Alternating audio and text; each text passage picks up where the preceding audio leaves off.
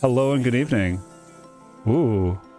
My name is John. We're playing Academy of Magic, Lair of the Beast, and I'm joined by MPG, who is legally distinct from other academies of magic. Yes, this is not any other Academy of Magic, because that's a school of magic, and this is an Academy of Magic. Do not look at the M and see lightning bolts. That is completely legally distinct. Yes, that is not a lightning bolt associated with any other. We are, of course, Mary Hodder. Yes. Can we turn down the music just a bit? Oh, yeah. It's loud. It's loud.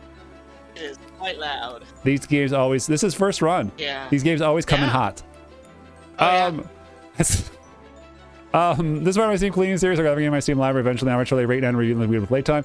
I don't know what the game is. The game's out at random. It's a match 3 game. Oh no. One day. Named Raymond goes with his friends to the nearby troll village. Why would you go to the troll village? Oh, friendly troll. Okay. A magic festival. Oh, so they thought. Yeah, I mean, at least they're friendly trolls. Thrown into chaos when a monstrous serpent appears. Just a giant serpent. See ya, Raymond. Giant serpent. Everybody loves Raymond. With match 3. Disappearing into the night. I just love how you're right. Like, it's going to tell this little story and like, and now you must match 3 for a million times to save Raymond's soul. Exactly. Or else Raymond will die. Recognizes the monster described. He says the serpent is Uxar, a Uxar, beast that once worked with the great dark wizard. Who does not have a name. And the great, like, with the fewer names we give these characters, the less legal checks we have to do. It shall not be named. It is he that we forgot to name. While her brother is in danger. While Dennis tries to think of a way to help Dennis. The great wizard Dennis. It is his rival at the academy, a young wizard named Maximus, and he says he knows how they can save Raymond. How? Like, okay, I guess like story time. We have to match 3. This is how you save Raymond. Now. Right. Like, that is a lot of story. Somebody really like pulled someone went in and was like, all right, we got to sell these people on saving Raymond. What can we do? And they're like, okay. Right. We got an idea here. We are going to just go to town on saving our boy Raymond. And it's going to be everything you could possibly want. And then it just completely just goes to sleep. Like, and then it just like, all right, I mean, are we so here's my question is like, okay, we keep going back to this. Well, every time we play a match 3 is like, what is the audience for this? Does the audience want a story, or do they want match 3? Because those two things are so disjointed. Well, I have to assume they want some level of story, because they introed a story, you know, like they had that intro of like, here's a bunch of stuff going on, and then it kind of just, like I said, like it kind of just peters out and goes, but the match 3, like, it doesn't advance the story at all. No. It really doesn't. And that's, you know, oh, here we go. Match 3. How to make a better match 3. If you're going to have a story-driven match 3, have something where the story continues to evolve as you are actually matching 3. Something, so, like it's, well, I mean, that usually into the puzzle quest or like dueling or something. Max, you have an idea. Well, not even that. That's right. You see, I recently finished my latest project, a hot air balloon powered by a combination of heat and magic. Heat does it. All you need is heat, buddy. Like, I don't wanna. Yeah. You don't actually need a balloon, really. Why? What is this? Is this what wizards look like? Wait a minute. Is this a sequel to the other? Yes. Okay. Yes, this is a sequel. That guy looks familiar. Oh my god, these characters. Can this balloon really help save Raymond? If we can get away from the school from here, we can try the beast and capture your brother. I'm in. Wait, Alira, do you have any idea how much trouble you've been if you sneak into school? Besides, the ancient wizard said it was too dangerous. I don't care. My brother's in danger. I have to help him no matter what. You can count on me. Thank you. We had to go and fix the school. We had to go and like get the school back on its feet so that we could. It was a completely desolated, worn down school. It was like just nothing but ghosts and curses, and we were like, yeah, this looks like a good investment property. Like, why is there a pyramid here? But no, because it's magic. Let's think about this. Because, you know, my thinking on this was, you know, how do we, if we're going to have this story, and we're going to engage this story with a match 3. Okay, so a match 3. Yeah. The whole point is that there are different, like. All right, let's pull up the board. So here. like, so All like, right, okay. I'll give you an example. I'll give you an example. Have you played Puzzle Pirates? No. No. Okay, that's fine. It's an ancient game. In that game, they had a match 3 mini game where you're like you're brewing beer, and you have to match ingredients. It doesn't really connect, but like they're at least themed right here. Like if we're gonna go and build in a balloon, why not have the matching 3 be balloon themed? Yeah. You know, or also my thought is like, again, like this idea of, you know, we were talking about how do you make a AAA match 3? Yeah. You know, the thing that everybody is clamoring for is the thing that everybody's clamoring for. But like, again, like if you want to distinguish yourself in this space, let's look at this and say, all right, we have this story element, we have this match 3. So now we've got this on this level. We've got blue gems, potions, the poisons, rings, and green. Oh yeah, you could have something here that is like, oh, we're brewing poison, or we're collecting treasure, or in this situation we're flying a balloon. Like there could be a background of like a little balloon moving and you're navigating through weather. There could be something. Right.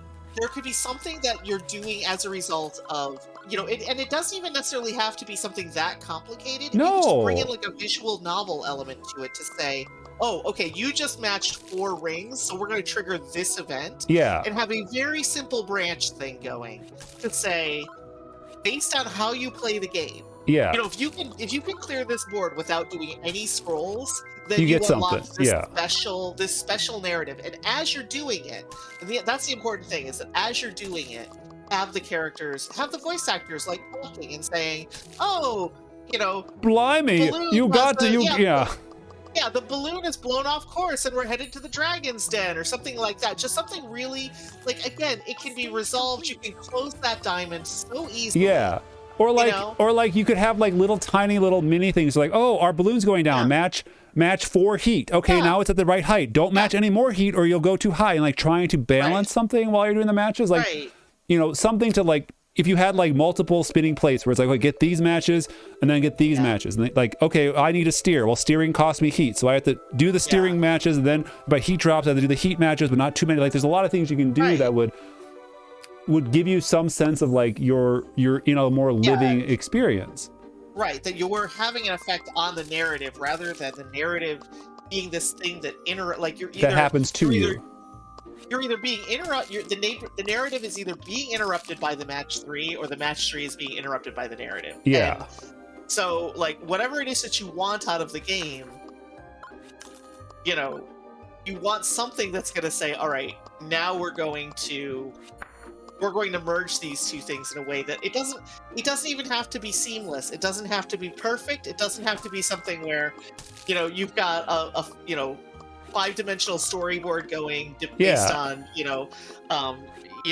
like 12 different quantum characters, you know. Right. I mean, all we're saying is like, you should do something so the player feels that they're part of the story. And right now, this could be anything. We've got skull coins, and we've got rings and gems. Like this could be any game. Any theme could be this game. And I think that's where they're really missing, is that like, I don't know for sure, but like I bet if you told me these are the icons used from a pirate game, I'd be like, yeah, I believe you. You know, like none of this seems to really a pirate game, a Regency romance game. Why do these kids have all these poisons? Is this poison or is this are they brewing potions? Like they could be doing anything. And like the background does not match what we're doing. You know, like there's no theme to these levels, and I feel bad because now I'm just gonna sit here and rant about this experience. But to be fair, I am playing these games a lot, so like I've earned it. I've put I don't know how to say put the time in, but like I have been giving these games a lot of chance. So did you like Ant-Man? Oh yeah, I thought it was fun. You know, like I thought that the Marvel Cinematic Universe has some troubles with like the fact that like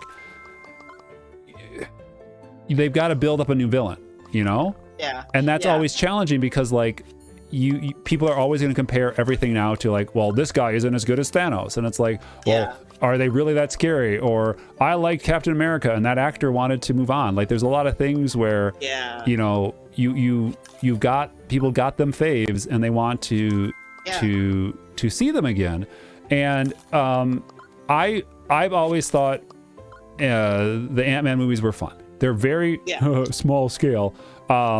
But get it? I get it. But I thought they were fun because it's like, well, not everything has to be like, this was the whole Spider-Man thing where it's like, be the neighborhood Spider-Man. We don't want you always, you know, saving the world. And I think like I never saw them, but like the Amazing Spider-Man movies, I didn't watch any of them because I'm like, this is too much. Like, it's like, oh, there's 7 villains this time. It's like, I can't, you know, like I just.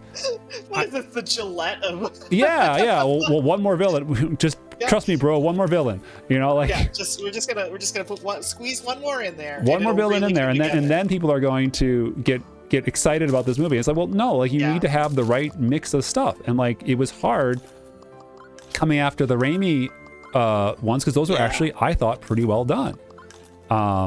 And that you know, it's hard to look at the next one like, well, I don't want another Spider-Man. I grew up with this one, and I think that what people need to understand, and maybe this is that target audience stuff here, is that like it's okay to grow out of stuff.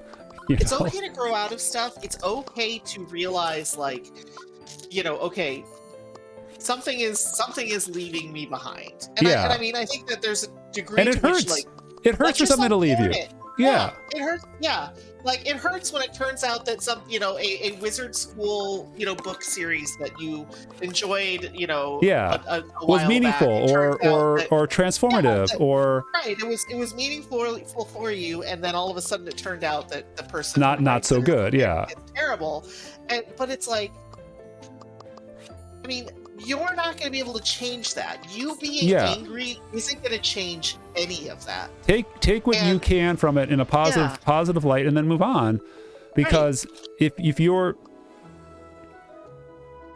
pinning too much of your self-identification, as in like who you are based on Marvel or Star Wars or anything like that, you have to really go and ask yourself, like, is this who I am? Yeah. And am also, I the Marvel guy? Am I the comic book guy from The Simpsons who was a cautionary tale? Like, worst movie ever, or whatever his line is. Like, you just gotta really sit down and go, okay, I'm getting worked up over a children's television show. Am I okay? It's like I get very worked up over a certain video game franchise Don't know what you're talking that about. shall remain unnamed. But it's like, I don't know. I feel like for me, it's very much this idea of there's like, as long as there is trust, then I'm good. And I get it that some people feel that they have lost trust, but at the same rate, becoming impatient isn't the same thing as losing trust, in my opinion. Yeah, well, I think about it this lot too, where like people are like, well, well, I just will pirate the game, you know, for a certain wizard, not this wizard game, but another legally distinct. It was like, well, no, but you're not like, you're not. Yeah, that's not what we're talking about. It's not even specifically about that. Like, you know, like, but, you know, I tell everybody, like, even you, it's like, hey, for a certain wizard IP or fantasy IP, hey, you don't have to buy it on day one. You can wait as long as you want to buy that game. Make sure the reviews are good. Make sure there's no questionable content. Make like, I will not be offended if anyone goes, I will wait for a sale on anything I've worked on, because games are expensive. And the same thing can be said for like, well, I don't know what the quality's gonna be because I've lost trust. Like, if you told me people lost trust in my company over the last few years because of recent releases, I'd go, okay, like, I'm not offended by that. Like, I think it's very interesting to me, though, is that this idea of like, what are you, Mr. Darcy of trust? Like, my trust once lost is gone forever. Like, no, like, you know, people are allowed to, like, it is shallows. People are allowed to, like, you know, go through a thing and then come back out the other side. Well, this is the thing that I remember when I was working retail ages ago, working at Best Buy. This was like, I don't know, 1998 or something. Yeah. And there was a customer working retail. I feel like you and Angry Mob could compare notes about that experience. Yeah, well, like, there was a customer who came in and just, like, threw a giant hissy fit over something. Like, I didn't get my way, or I'll never shop here again. And I was the one dealing with them, and the manager's like, don't worry about it. That guy, they always come back. They just, like, now maybe they're stock or whatever, I don't know what it is, but, like, generally people who, like, throw a giant tantrum about, I'm never going to engage with this, they probably will. I mean, maybe they won't, but, like, a lot of it is that show, and that's because we all struggle with expressing our emotions. It's one of the hardest things people have to do is, like, express an emotion. And when you get in a situation where you feel stressed or unheard, it is very common to lash out or to respond inappropriately. And I get that, but it's the same thing where it's like, yo, ma'am, or was it sir, this is a Hardee's? Like, no, I had that situation. I've had that situation a number of times. I'm sure a lot of people have. Especially when you're dealing with somebody who is abusing somebody who is, like, in a service role. Whether it's retail or food service or whatever. Like, there was one time I was on a flight and this woman just started, like, just haranguing this flight attendant who was next to me, and I was like, they did not wake up this morning with the intention of, I'm going to screw over this person today. Yeah. Like, everybody is just trying to get by. Everybody is just trying to, like, do their job and, not, like, kind of maximize happiness without, do the best good with the least amount of harm. Very basic, simple, like. Yeah. And it's like, it's so interesting to me that people, like, they get these weird, like they take it personally when something doesn't match exactly what they want. Well, I have to assume that there's some level of, like, well, they've encountered, like, what is, like, I don't want to be mean, it's like, it's some real problem. Like, there are definitely some times where I'm like, this is your biggest problem of the week is your hamburger is not as warm as you wanted or something, like. Right. I tell you about the Chaos McDonald's that we go to all the time, which is like, the Chaos McDonald's has amazing stories. They get it wrong every time, and I find that hilarious. And I never complain. I mean, I get the correction. I'm like, yeah, I get it. You're running through hundreds of orders because it's one of the most popular ones in the area. Like, you're gonna mess up sometimes, and it's just kind of like a little funny at times. And I don't be then like trying to be. It's like, I get it. Like, I'm patient. I can wait. We have a Chaos Taco Bell near us. So when we have to go and buy booze, we have to drive to another state. Oh yeah. I like, because I don't have a problem. I'm telling you this right now. Yeah. No. I totally believe that. Yes. And so, like, we have to drive to this other state, and so there's, like, it's like this whole strip mall. So there's this Taco Bell that every single time we've gone has been one of those things, like, I didn't know it was possible to spend this long in a drive-through, right? Yeah. And then you get there and they're like, we're out of cheese or something. They'll say, like, we're not serving, like, five out of the 10 things on the menu. We don't have any beans. And you're like, you're Taco Bell. How do you not have beans? And, like, I bet there's a story to it. I bet there's, like, like the bean guy got sick, or it's like. The bean guy had too much of his own product. You got high on his own supply. You don't do that, buddy. Yeah, that's why, that's why Taco Bell is, got such a high turnover, man. Yeah. Well, but that's the kind of thing where it's like, it's like that. What you're saying, like, are you putting in more positive energy into the world than negative? And like, I get it. Sometimes there are things that are messed up and it needs to be called out, and you gotta, you gotta fight for yourself. Like, that's the hardest thing, I think, for a lot of us. It's like, okay, there are times when you need to have your battles, but, like, you also, like, never give service people trouble. Like, it's one of the worst jobs. Because you know why? Because they have to help us, and we're the worst people. Like, we really. Stage complete. Okay. Hold on. We got to pause here for a second. We're actually playing a game. I don't know if you noticed that. This game's not so bad if you don't pay attention to it and just burn through levels. I'll give them that. And just use it as an opportunity to just, like, chat about whatever. Hangs on your mind. So, like, for this game, let's wrap this one up here because we've been playing for 20 minutes, which is a record for one of these games. I was gonna say, for these games, feel like you have to give this a thumbs up now. No, no. My rating is based on whether I want to play more of it, and I don't, because I can play any game and have a conversation. Yeah. You know. Okay. So what is this game? We are matching 3. It's not connected at all to the plot, and it's unfortunate because there could be something somewhere that makes this stand out more. And it's a bummer that there's not more connective tissue or something. Like I would really think that, like, if you were doing match 3 and like the balloon flight was happening in the background, you could do some really great stuff. But to your point, I bought this game for like 40 cents. Like, if I really expected them to do something wild, it's a different game. And that's why it's challenging whenever I review these, because it's like, do you include the price? Well, no, my review metric is purely, do I want to play more of this? And regardless of how much I play, if this game was free, I still wouldn't want to play more of it. I'm good. This is, I get what you're putting down here. It's a match 3 game. If you just want a match 3, and for some people that's enough, I'm good. Cheers. Cheers.